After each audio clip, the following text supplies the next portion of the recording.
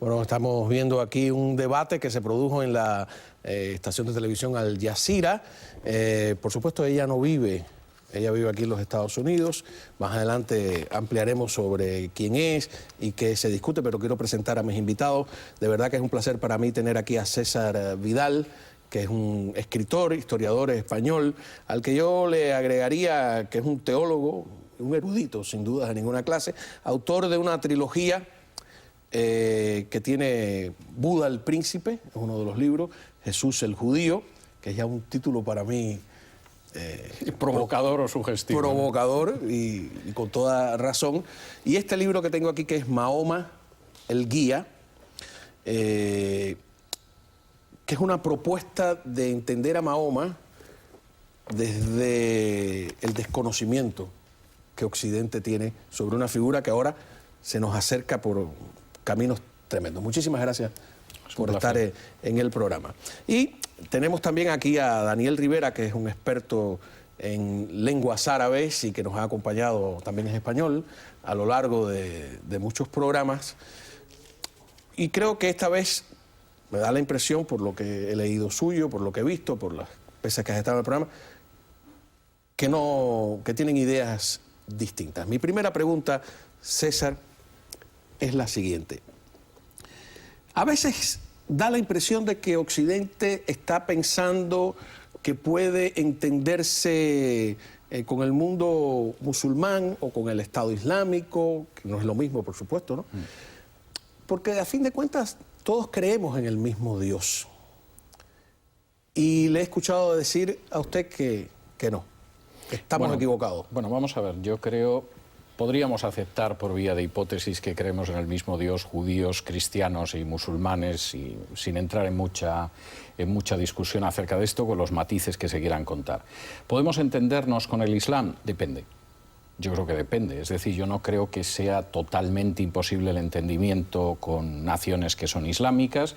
No creo que necesariamente estemos abocados a una guerra y un enfrentamiento violento con naciones que son musulmanas, pero al mismo tiempo también creo que no se puede exceder en el optimismo al pensar en estas situaciones, porque el esquema cultural es un esquema cultural muy distinto. Es decir, un Occidente que cree, por ejemplo, en la emancipación de la mujer, pues lógicamente siempre va a chocar con una sharia que en la sura cuarta del Corán dice que la mujer, su testimonio equivale a la mitad del de un varón, o que en la herencia solamente va a recibir la mitad que de un varón, o que incluso se va a ver sometida a un control del marido que sería absolutamente intolerable en Occidente. Es decir, ahí hay una visión cultural que es muy distinta, y eso se podría ampliar a otros temas. De modo que yo no soy radicalmente pesimista, no soy en absoluto apocalíptico, pero creo que hay dificultades notables. Cómo no, antes de pasar con la respuesta de Daniel, vamos a ver un poco más de esta discusión en Al Jazeera, de cómo frenar este choque de civilizaciones, para llamarlo de alguna manera. In order to understand Islam, you have to read the biography of Muhammad. It is very traumatizing. It is very shocking. He married his second wife when she was 6 years old. He was over 50. He married his second wife. She was his daughter-in-law. His third wife was Sophia. She was a Jewish woman. It was well documented, well written in our school book, that he attacked her tribe. He killed her father, her brother, and her husband at the same day he slept with her. That's what I call Islam. You need to know, you need to understand that Islam is the problem. I am sick and tired of people here in the West asking me to soften my message. I am sick and tired of people asking me, are you trying to change 1.3 billion people? Yes, I am trying. Yes, I am. It is that they have only two choices, to change or to be crushed. Muy bien, mi primera pregunta es, ¿Es eso lo que se está traduciendo? Porque yo no conozco la lengua. No, sí, yo creo que es bastante adecuada la traducción. Buena, aunque es evidente que esta persona tiene unos problemas con el Islam bastante serios, ¿no? O sea, lo que dice ella... Pero los datos son ciertos. Lo que dice Mahoma, que efectivamente una de sus esposas tenía 6 años, no ha dicho que consumó el matrimonio con 9, pero lo consumó con 9, o que efectivamente fue un caudillo militar, eso es absolutamente indiscutible, ¿no? Sí, por supuesto, pero muchas veces también nos olvidamos el contexto en el que se produce la llegada de Mahoma. También nos olvidamos de las tradiciones tribales que existían antes de la llegada de Mahoma. Y aunque muchas veces hay personas que quieren ahondar en este concepto de que el Islam es brutal y no respeta muchos derechos, para muchos otros el Islam precisamente trajo la civilización a estas tribus. Uno de los problemas que cuando estudiamos este periodo es que, claro, en este contexto Mahoma no pudo islamizarlas como él a lo mejor hubiera deseado y fue un proceso lento. Por eso muchas de estas costumbres, como casarse a lo mejor a esa edad, o otras costumbres que en relación con el matrimonio, las herencias, la guerra, etcétera, que eran leyes tribales, claro, en una sociedad tribal era muy complicado que de un día para otro cambiasen completamente sus costumbres y gradualmente lo que nos dice la tradición es que el profeta Mahoma y después sus seguidores poco a poco van islamizando estas tradiciones.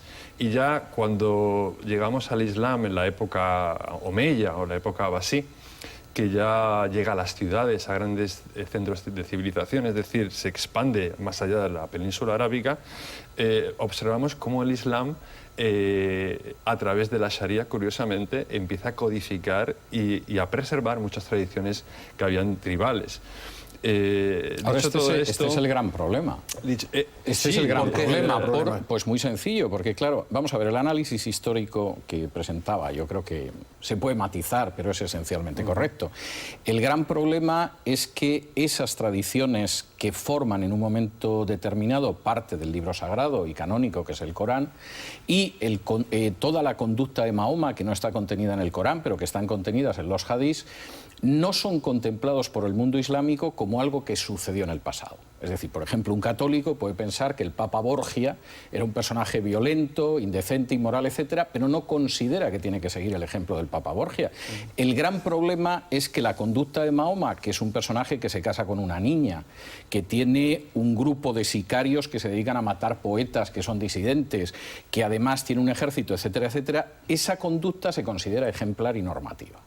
Y ahí está el gran problema. Es decir, si Mahoma fuera un personaje del pasado que nos inspira y nos quedamos con unas cosas y rechazamos otras, como podemos hacer con Thomas Jefferson, del que nos quedamos con la Declaración de Independencia, pero no con los esclavos negros, o con la Suma Teológica de Santo Tomás, pues no habría mayor problema. El gran problema es que efectivamente el Islam considera que la conducta de Mahoma es normativa y ejemplar, y el equivalente a la imitación de Cristo es la imitación de Mahoma, y hay cosas de esa imitación de Mahoma muy difíciles, creo yo, de metabolizar, de digerir por una sociedad civilizada del siglo XXI, ¿no?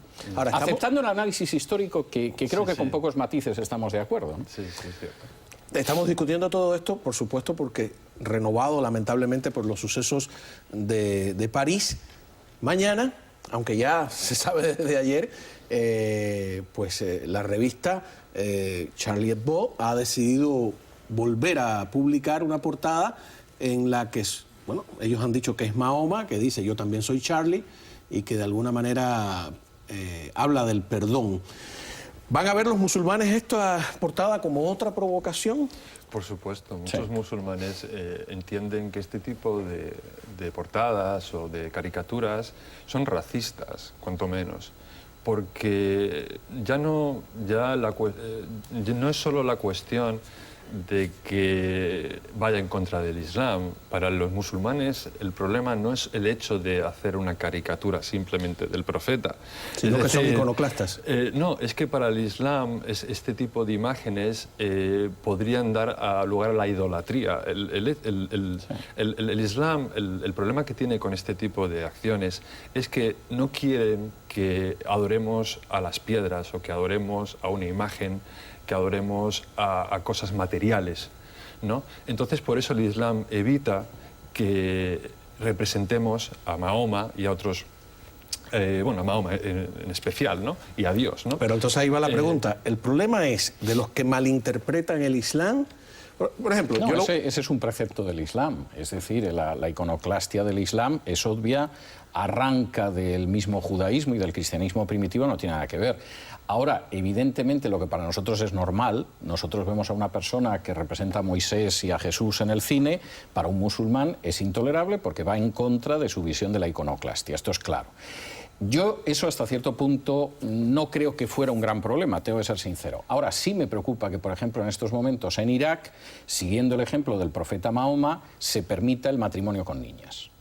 Irak, que ha sido un estado de mayoría musulmana durante prácticamente desde el inicio del Islam, y que en las últimas décadas fue un estado además muy secularizado, aunque fuera de mayoría musulmana, se haya producido un retroceso en el cual un seguimiento más estrecho de la Sharia considera que es legítimo casarse con niñas porque el profeta se casó con una niña. ¿Y en Pakistán también hay legislaciones? No, cito el caso de Irak porque me parece un retroceso, es decir, creo que en otros países nunca se avanzó, pero en el caso de Irak había existido una cierta secularización. Yo creo que este elemento es muy importante, es decir, ha habido naciones islámicas que, sobre todo después del proceso de independencia colonial, en muchos aspectos se acercaron, no voy a decir que llegaran al mismo punto, pero se acercaron a visiones occidentales, es decir, prohibieron la poligamia, no podía existir un matrimonio con niñas, etcétera, etcétera.